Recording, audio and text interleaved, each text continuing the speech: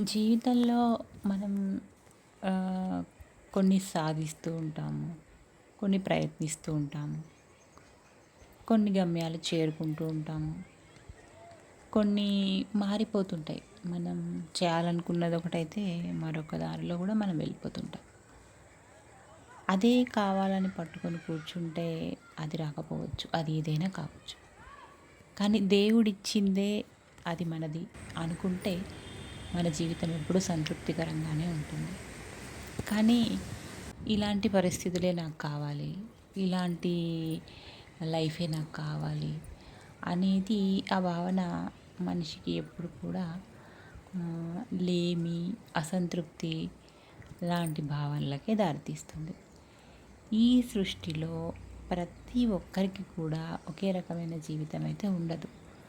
చాలా రకాల పరిస్థితులు అక్కడ నియంత్రిస్తూ ఉంటాయి. కాబట్టి ఒకరిని చూసి మరొకరు అలాగే ఉండాలనుకోవడం, లేకుంటే ప్రతి ఒక్కరూ ఒకటే రకమైన జీవితాన్ని కోరుకోవడం. హై-ఫై అలా కాకుండా అసలు మనం ఏంటి? మనం ఏం చేస్తున్నాం? మనం ఎలా ఉన్నాం? ఉన్నంతలో మనల్ని మనం ఎలా దిద్దుకుంటున్నాం? ఎంత మంచిగా మనం ఉండగలుగుతున్నాం?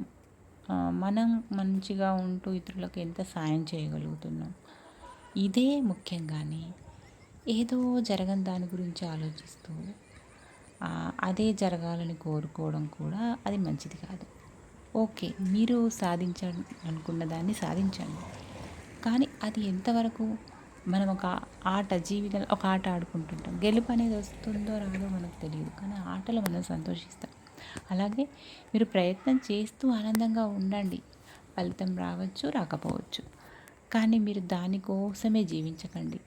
అది ఏదైనా కావచ్చండి. అది డబ్బు కావచ్చు, ఇల్లు కావచ్చు, ఉద్యోగం కావచ్చు, ఏదైనా కావచ్చు. కానీ మీకు దొరికిన అవకాశాన్ని సద్వినియోగం చేసుకొని మీరు దాని నుంచి ఎదగండి.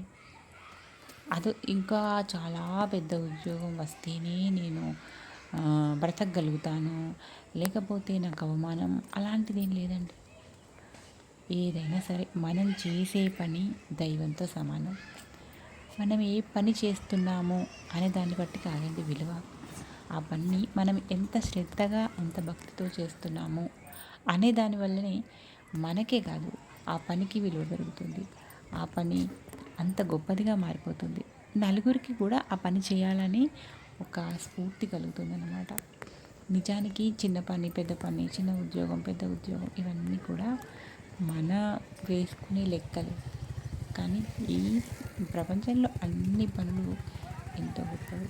అవి మన నీతి నిజాయితీలకు సంబంధించినంత వరకు మంచివై ఉన్నప్పుడు మనం ధర్మంగా, నిజాయితీగా ఎవరి మనసు కష్టపెట్టకుండా ఏ పని చేసుకొనైనా బతకొచ్చు. అంతేకాని ప్రతి ఒక్కరు కూడా నేను అలాంటి ఇల్లు కట్టుకోవాలి, ఇలాంటి నగలు పెట్టుకోవాలి అని కోరుకుంటూ వాళ్ళ లైఫ్లో కూడా అలాంటి వాళ్ళని చూస్తూ వాళ్ళకి విలువనిస్తూ వీళ్ళ విలువను వీళ్ళు తీసేసుకుంటారనమాట. అంటే నీకున్న కా విలువ నీలో ఉన్న క్వాలిటీస్ని బట్టి వస్తుంటుంది. అది నువ్వు గుర్తించట్లేదు. నీలో ఇంకా చాలా మంచి క్వాలిటీస్ ఉన్నాయి. వాటిని గమనించకుండా నువ్వు ఎదుటి వాళ్ళలో ఉన్న ఏదో ఒక నిన్ను ఆకర్షించిన గుణం వైపు వెళ్ళిపోతున్నావు. కానీ నీలో ఉన్న గుణాలేంటో నువ్వు తెలుసుకో ఫస్ట్. అలాగే నీలో ఉన్న చెడ్డ గుణాలు కూడా తెలుసుకో. ఆ చెడ్డ గుణాలని జయిస్తూ ఈ మంచి గుణాలని బలపరుచుకుంటూ ముందుకెళ్తే విజయం ఎప్పుడు నీ వైపే ఉంటుంది.